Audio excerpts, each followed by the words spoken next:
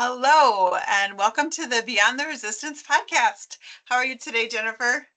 I'm I'm energized. I'm super energized, but I'm not going to talk about that yet.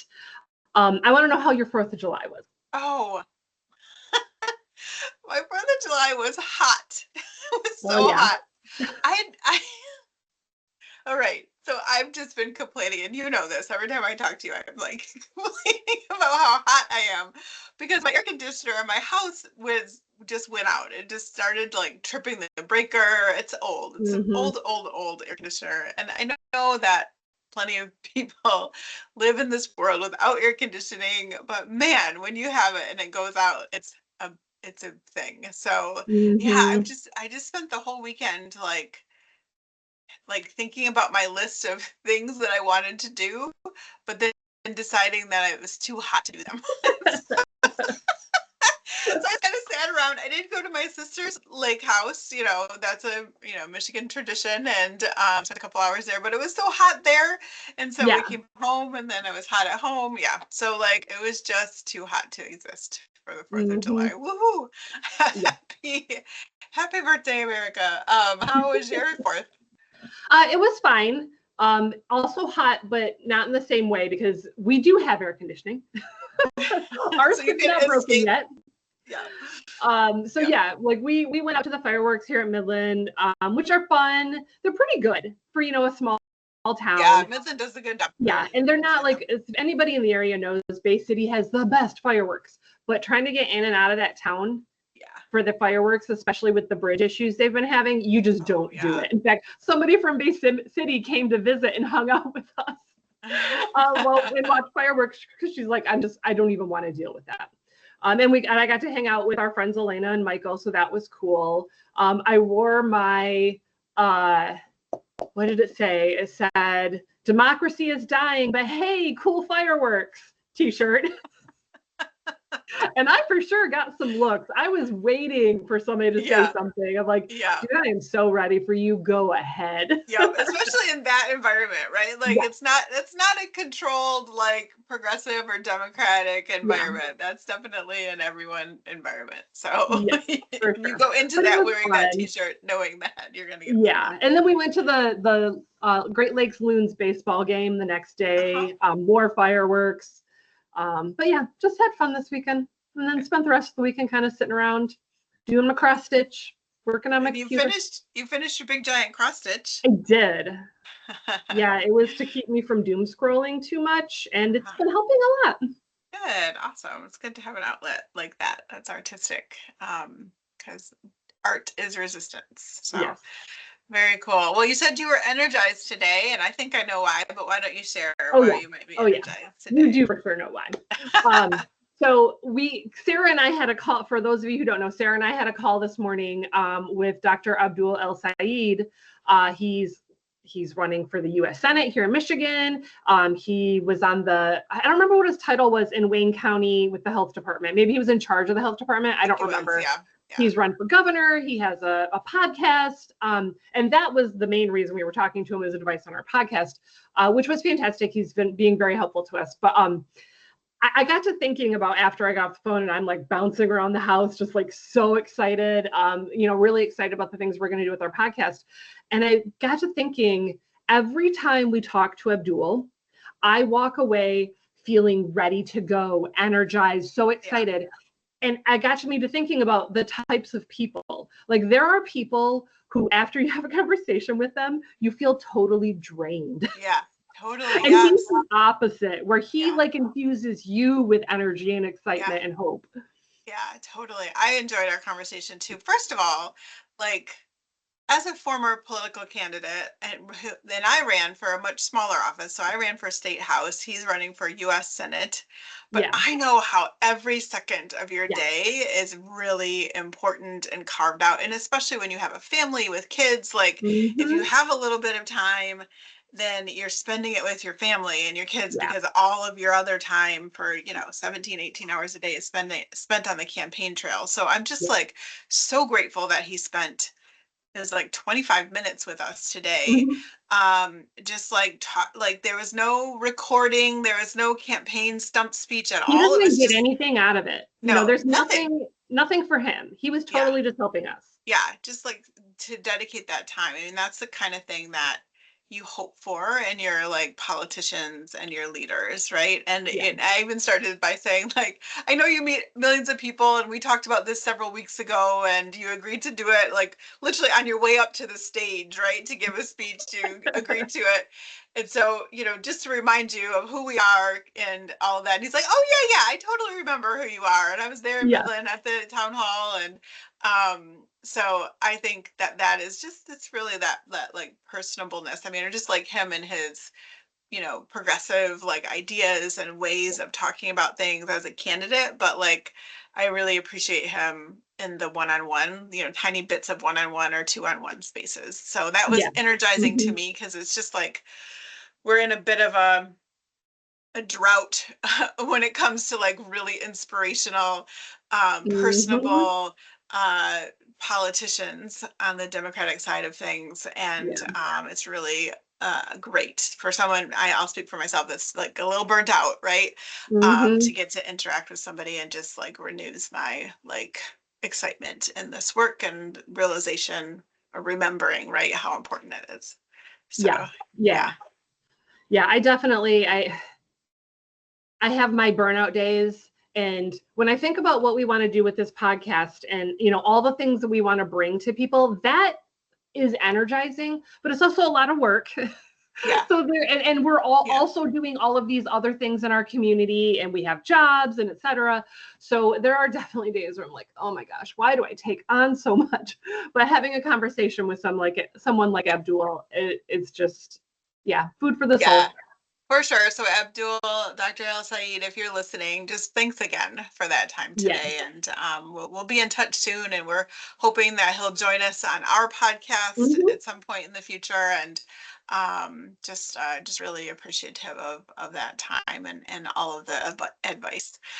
Because what we're trying to do is like help other communities build, their own movements toward progressive ideas and start winning elections, even if no one thinks it's possible. Yeah. Because we were able and have been able to do that over the last 8 or so years in Midland. Mhm. The whole point of all of this is to help other communities learn from us and do the same. So, Yeah. to getting the word out there through Dr. El Said's advice and ideas about more engagement and more, more. Uh, the bigger we can make this Yeah. podcast and our message, the better we can do as Democrats across the countries. I believe that. So, Yeah. um, yeah. So, what else is going on? We've got, just a quiet news week since the last time we talked, right?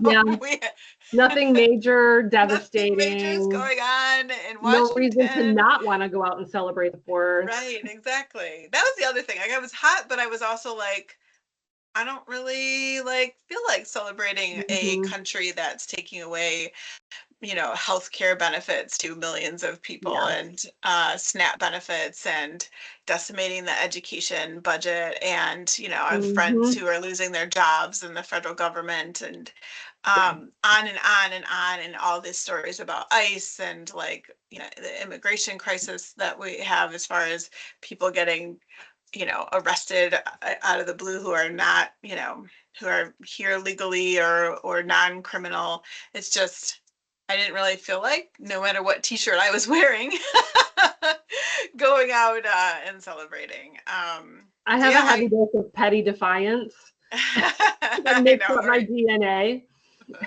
And so, and my husband totally supports everything I believe in, but there are times when he's just like, do we have to? I'm like, yes, No, we do. I know. Yes, You're I gonna know. get me in a fight someday, Jennifer.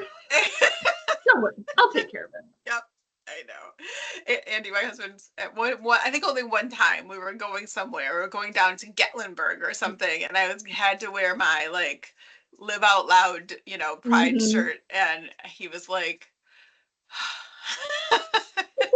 and I didn't change it. He totally didn't No, I do make the me same change thing. it, but I knew he was just like, do we have to fight the fights every day? Yeah, Yes. we do. Yeah. We have to fight them every day.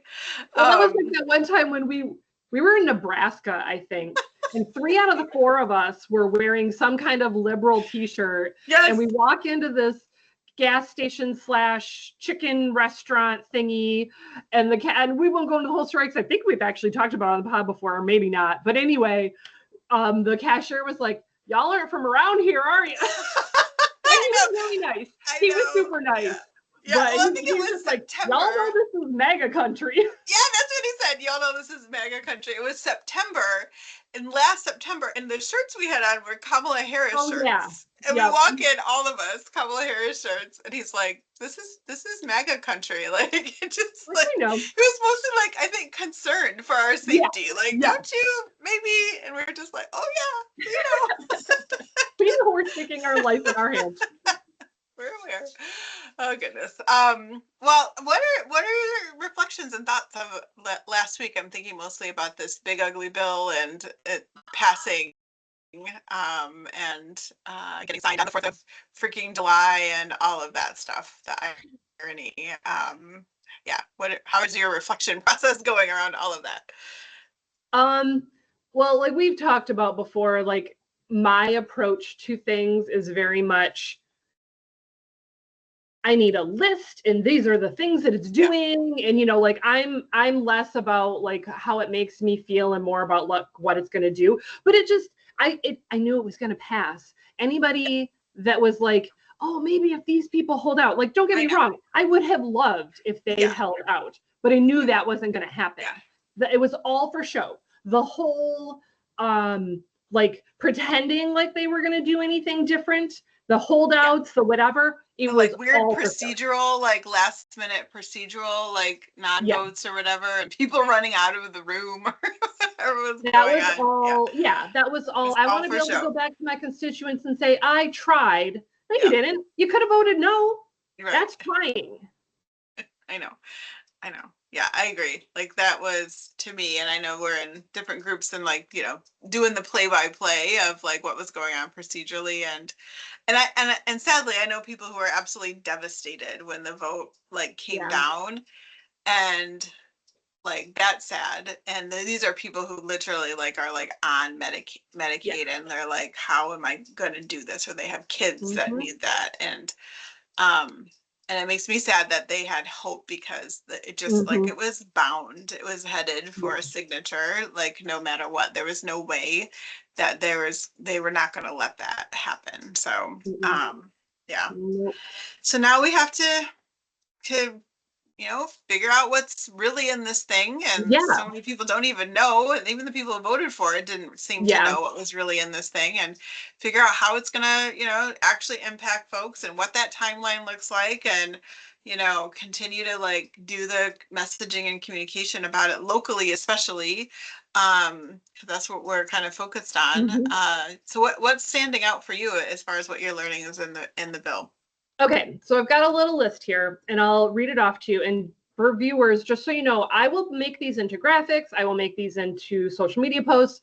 I will post them. I will do more research and find out more things that are in this horrible bill. But these are just like the things I know right now. So this will be available for you to use. Give me a day or two, but this will be available for you to use, because I know hearing stuff on a podcast and then trying to disseminate that can be difficult. So, we'll make this into something usable for you. So to start with, it will add 4 trillion to the deficit over the next 10 years. That's from our fiscal hawks that are, trying to take care of our budget. Well, because hypocrisy doesn't matter, right? Like it does not. Like it just, I don't understand. Folks are just not like, they're not trying to reconcile one sentence with another anymore. Like it just doesn't matter. It just doesn't matter. Anyway, that's just outrageous. That's just outrageous. Okay, keep going. And I forgot to look up the amount of money it would transfer to the wealthy. We'll find that number, friends, because I know it's out there. So it'll knock 17 million people off their health insurance over the next 10 years. It'll add $170 per month to the average household energy bill over the next 10 years. So like if it only adds a little bit this year and then the next year, like it's going to accumulate. So if I'm understanding these statistics correctly, that's 170 over the next 10 years. So by the time we get to the 10 years, it's going to be more than 170, if you know what I mean. Like now, if like now is 0 and 10 years is whatever, 170 is the average of that per month. It'll 800,000 clean energy bill, 800,000 clean energy jobs will be lost by 2030, and another 800,000 are predicted to be lost by 2035. That's from Energy Innovation Organization. 300 hospitals are at risk of closing. Now, some of those are small hospitals in rural areas, but some of them are hospitals in urban areas. You know, and they're trying, the bill also has provisions for some of those rural hospitals. It doesn't help the urban hospitals, and you know darn why, because that's not his voters.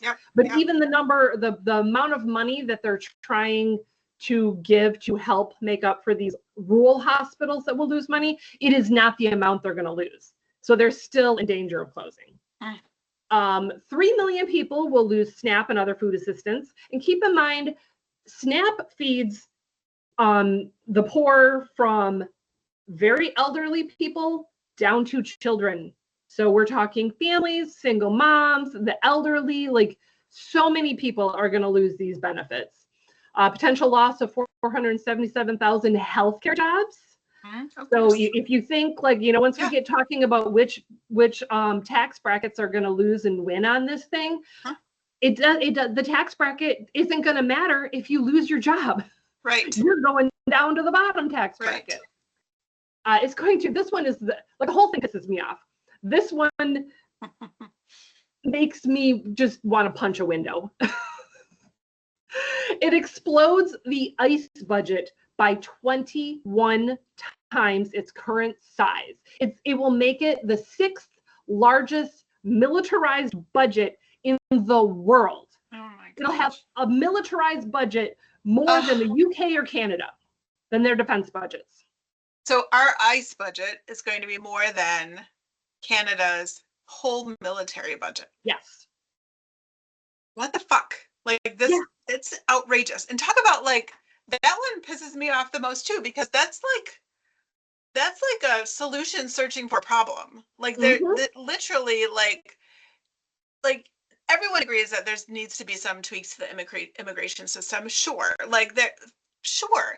But like there were bills in play when Biden was president to fix a lot of what was wrong that got shit canned by our current administration for political reasons. And now here we come with, you know, an explosive budget in this place. Meanwhile, all the abuses that are going on right now to individuals who are literally just trying to like do their migrant worker job that they've had for 20 years, that are being depended on by the farmers and our agriculture whole system, now are worried about their lives, and we're going to increase that budget by 20 whatever percent.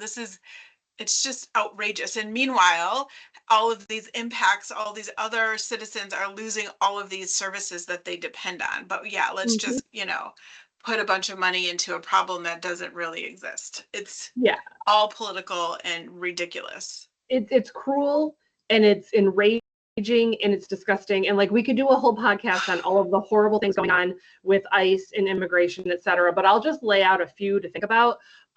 So, you know, people compare, okay, Obama and Biden deported a whole bunch of people and never complained about that. To be fair, those people were generally people who crossed the border and were detained at the border and deported back across the border. So not people that had lived here for 5, 10, 15, 20, 30 years, not people who had contributed to the workforce, to taxes, to all the various things. And then also, you know, some people say like, oh, well, we're getting rid of the illegals. And also, the Medicaid cuts are getting rid of fraud because the illegals are getting it. Well, no, undocumented people are not under any circumstances getting Medicaid and Medicare.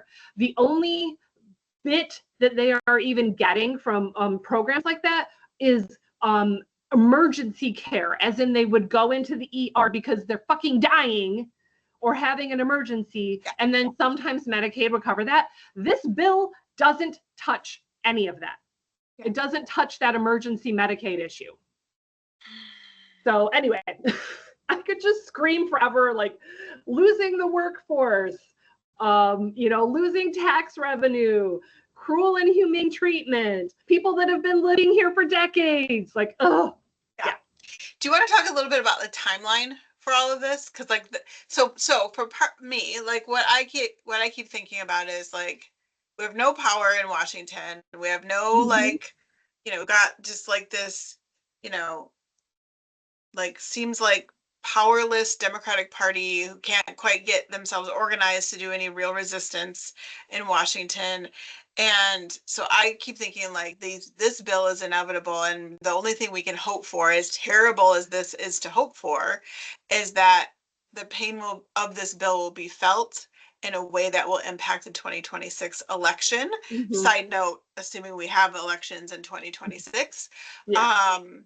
But the way I understand it, like some of the timeline of like the way this bill kind of rolls out is intentionally like not going to avoid that, and going to avoid the pain being really felt by the next election season. Is that true in what you're seeing in your research?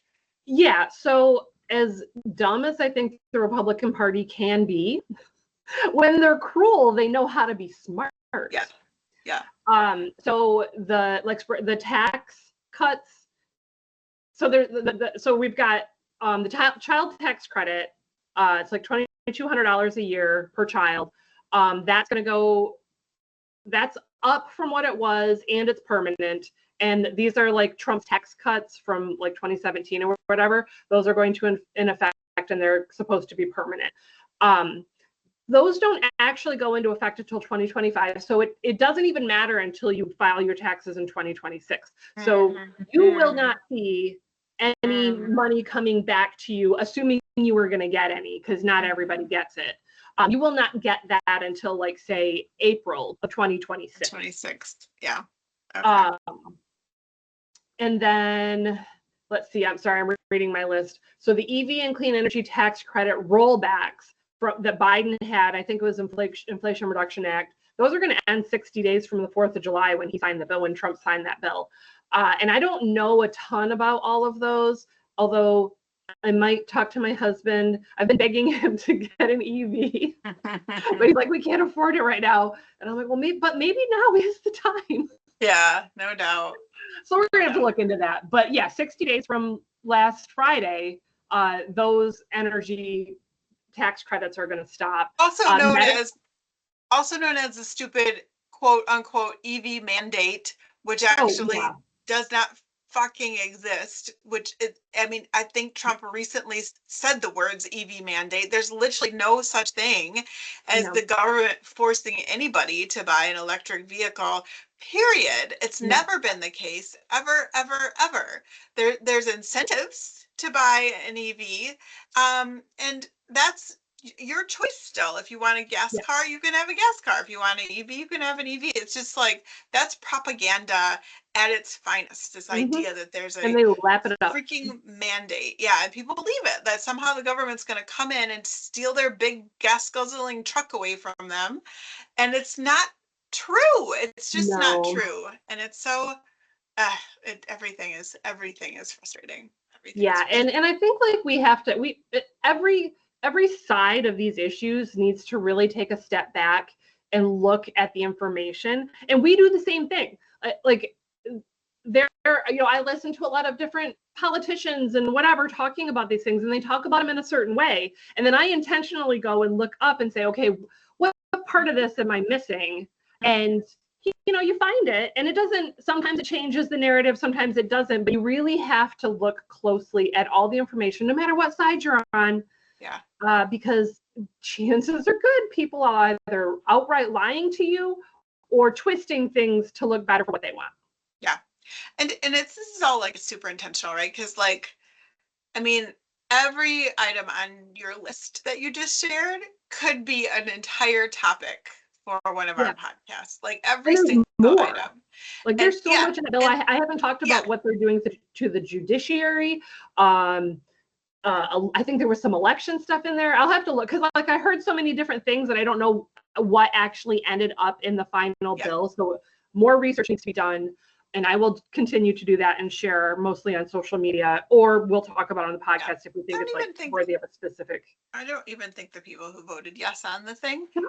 even know what ended up in the thing. And No. the other thing I'll just say is like that's all intentional too. Like this like barrage of things. And so we're like here on the ground in our local communities left just like not sure like where to turn our heads and focus, right?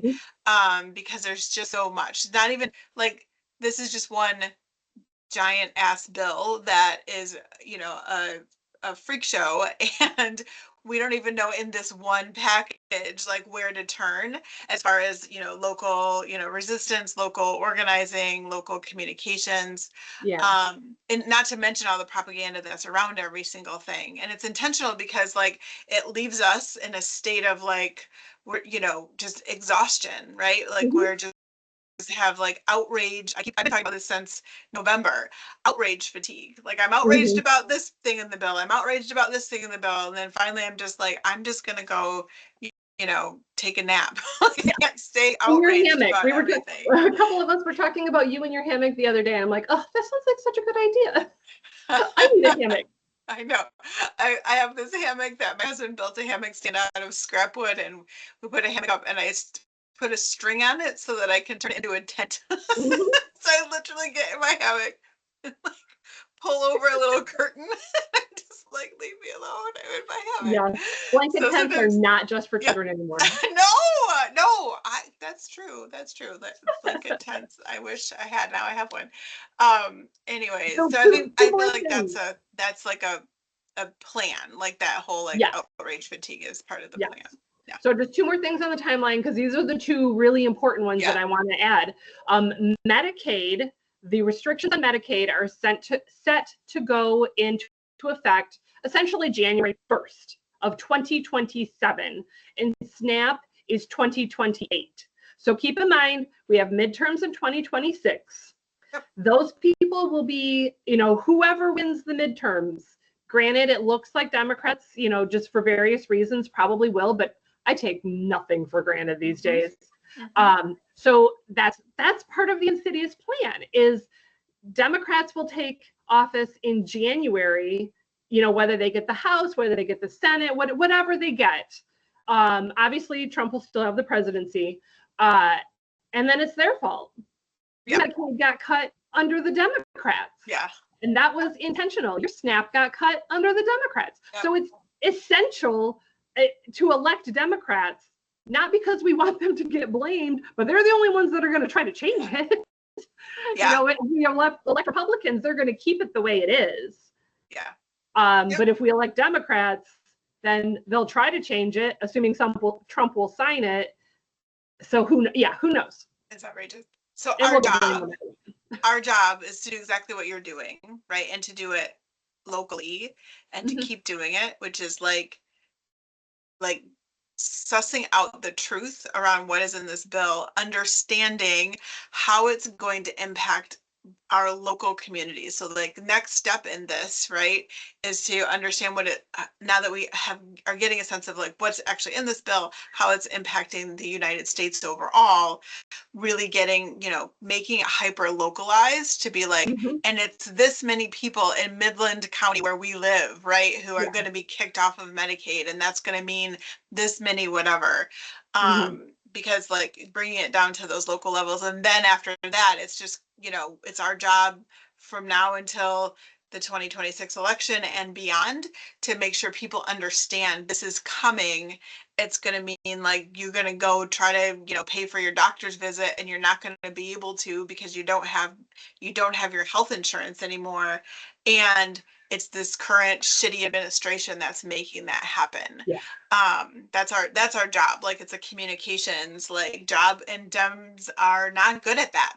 Like we're not good at communicating and like the complexities of what's going on, and we need to get a whole hell of a lot better at that. We can see it. We know exactly like what's happening, why, what the impact's going to be. we've got a little bit of time to figure out how to do it. Yeah. And that should be where we're spending some time, both like nationally, but also groups like ours and others that are trying to get started, like really figuring out how to do that locally. Like, what's the communication? Mhm. What is the like actual local impact? And like finding those ways to like make sure it gets out there. Yes. And this is something that you have taught me, because I am one of those numbers people. I like my little lists. I like my data. I like that kind of stuff. And even though I'm a storyteller, I like fiction stories, not real ones. But like, that's what you've talked about, is like telling a story, telling a true story. And just to use for an example, I think about myself. I was 18 when I first got pregnant. I dropped out of my college, which I had a scholarship to. I mean, it was a really big deal. And I was depressed. I was scared. I was freaking the fuck out, basically. And I had to go home to my father and my mom, and they basically, they didn't fully disown me, but they wouldn't even talk to me. I was living in the same house with someone who wouldn't even look me in the eye. Oh my So, gosh, like, Jennifer, I'm so sorry. yeah, it's okay. I'm good. I'm good. But I look at who that person was, that scared, tiny person who didn't know what her future was going to be like, let alone the future of the child she was carrying. And I remember my dad, at one point he's like, well, you have to get health insurance because we don't have health insurance, and you need to get food assistance, which, to be fair, for my Republican father was a huge thing. For him to say, you need to accept government assistance. And like, so he pushed me to do it. But at the time, like, I don't remember what the hurdles were to get it, but they were super simple and easy. Because I can tell you, if they had been hard, I would not have done them. I couldn't even think about what I needed to do for a day, get out of bed, eat, take, do whatever. Like, I was a mess. There's no way I could have done paperwork once a week. And that's what they're doing with like these SNAP benefits and Medicaid, is they're increasing the paperwork. There's already work requirements. Don't let people fool you. There are already work requirements. And most of the people on Medicaid are working, but it's going to be like, you have to file paperwork weekly or monthly or whatever the case is. That's just one more hurdle. So it's not that they don't deserve Medicaid or they don't qualify for Medicaid. It's that they're too tired, or maybe they don't have much of an education, or maybe they don't have access to internet. There's like all these different, or maybe reasons. English is not their first language and all the forms are in English, or whatever. Or they need to have a phone call with a person in order to finalize their application, but they work every day during the times when that person is available. And by the way, all of those hoops are intentional. Like, you're intentional to create like all of this, all of these obstacles to like tacitly kick people out of these benefits that they otherwise would benefit from. And it's just like cruel and insidious and just so frustrating. And we know like the whole purpose of this is so that really, really rich people can get richer. Like, essentially, that's what it comes down to. It's like, just, what kind of country? What happened to us? No. What happened? I mean, and maybe it was, once again, like I said last week, maybe it was always this way. But like, just this concept of taking from the poor to give to the already wealthy. They don't need another yacht. I know. It's outrageous. It's just outrageous. It's outrageous in so many ways. And like, when Andy and I, when we moved from back home from New York City, it was during the Great Recession, and my kids were 2 and 1, and we didn't have jobs at all. And we got a lot of help from like family who like we lived in my cousin's house in Detroit for a while. We paid her rent, but it was like we didn't have to, jump through the rental hoops. But we signed the kids up for my child and got them in, got them at least health insurance during that period. And my husband and I didn't have health insurance, and we got assistance, food assistance and all of that for that period of time too. And while we tried to like settle it in back in Michigan, and it took us a really long time to find jobs because it was right during the recession. But I don't know what we would have done, right, otherwise without those supports in place. Yeah. So and like the whole idea of like all the folks who are on these assistants are just on them for life is a bunch of bullshit, because I'm not anymore. My kids are not anymore. You're not anymore. Your Nope. kid, like no, it like they work by and large the way they're intended to, which is to be a safety net for folks who need them, so that they, you know, can actually get their feet under them and then move forward in life. And actually, like if you just want to bring it down to just like pure business, like supply and demand type things, like that's actually cheaper for Yeah. for our country, for our communities, to actually provide those safety nets so that people don't fall further and further down, because Hmm. we are going to have to do something when they show up at the emergency room, like just riddled Yeah. with cancer, right? Because they couldn't Hmm. get preventative care or Or diabetes whatever. has gotten worse, you know, like they didn't take Exactly. care of their diabetes or their other chronic Exactly. illnesses. Yeah, I mean, I look at like if you took the amount of money that the government gave me, and they didn't give it to me, but you know what I mean, like supplied for medical care while I was pregnant for Katie, the birth of Katie. I think she was on Medicaid for another year after that. I was on WIC, Women's Infants and Children, for maybe like the length of my pregnancy, and then a year after she was born. And then I was done. No, I had no other assistance. And then I also had a state scholarship from the state of Michigan that helped pay for my college. That so like after I had Katie, I eventually went back to college to get a degree so that I could provide a good life for her. But if you took that amount of money and compared it to how much I've paid in taxes, and at the time my ex-husband paid in taxes, and then now my husband pays Yeah. in taxes, like, you know, and the amount of money that we've contributed to the economy based on what we had to buy for them and et cetera, like it was an investment in me. And my daughter, you know, she ended up getting a 4-year degree. She Mhm. makes more than me and my husband do. Exactly. So, Yeah. Yeah. So yeah, like it's like generational. Like it's yes. just we're suffering in this country from a whole lot of short-sightedness, and Mm-hmm, it is like short-sightedness and selfishness, and it's just really, really, really horrible to watch. And we could go on and on about this big mm-hmm. stupid bill, and like we're we're getting at the end of our usual time for these conversations, so we'll have to kind of pick it up later. But I do have a question for you. Um, I would like to know about your shirt today. Oh, okay. I'll stand up just a little bit so y'all can see it. See if I can do that. So this is our Beyond Resistance podcast T-shirt. Woohoo. Sarah and I had a few made so that we could be walking billboards for our podcast, and we made a few for our friends, and they don't get a choice; they have to wear them. And I maybe got someday, if we get big enough, we'll sell them. But at this yeah, point in time, you have to be, you know, one of the lucky 5 right. few. I know we only got 5 shirts, but it made us feel really like, you know, official. We also got stickers, Yes, so we have little stickers. So that if you was do good too. see me out in the wild, I will give you a sticker to put on your water Yeah, bottle or your yeah, computer. yeah.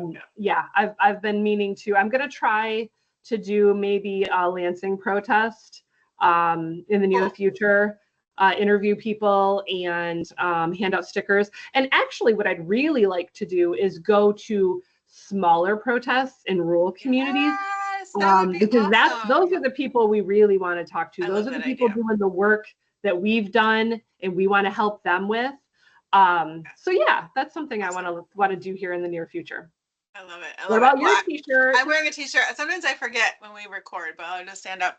So this is my Greenwood, Black Wall Street, um, Tulsa, Oklahoma t-shirt that I got during the 100-year I guess anniversary or 100 mark Yeah. what the date that marked the 100-year of the Tulsa race massacre. Mm-hmm. But I have a very good friend who lives and former coworker who lives in Tulsa, and she is good friends with the Black-owned business that makes these T-shirts. And so I bought one, and I actually it's my second one. It's my favorite T-shirt, and I've been like on airplanes and in just like random places all over the world in this t-shirt, and I always get questions about it, and I Mm-hmm. like to use this as a springboard to like Mm-hmm. talk about history and talk about how history is either like not told or whitewashed or whatever. That event used to be called the Tulsa Race Riots, right? As if it And were that's like not what it the was. yeah, which is not. It was a race massacre that happened in 1920, Yeah. and we need to continue to learn about our actual Yeah. history in our country. So it's a good Yeah. T-shirt to spark those kinds of conversations. And I will just throw in real quick because I know we're running out of time, but for everyone who maybe doesn't know about the Tulsa massacre or other incidences in history, I didn't know about a lot of this stuff because they don't teach it in high school history. No, So go out there, find out. There's so much going on. My daughter just read The People's History of the United States. She's bringing it to me on Friday. She's in Arizona, so she's coming to visit, and I'm like, bring the book. I want to read that. There are so many other historical books out there, historical podcasts, like whatever. There's information out there, so seek it out. Yeah, part of our job as folks in this resistance movement, good allies, all of that stuff, is to continue to educate ourselves as much as possible. It's super important. So, all right. Well, Jennifer, it's awesome to see you today. And we'll check back in about a week. And thanks for listening to the Beyond Resistance podcast. And we'll see you soon. All right. See everybody later.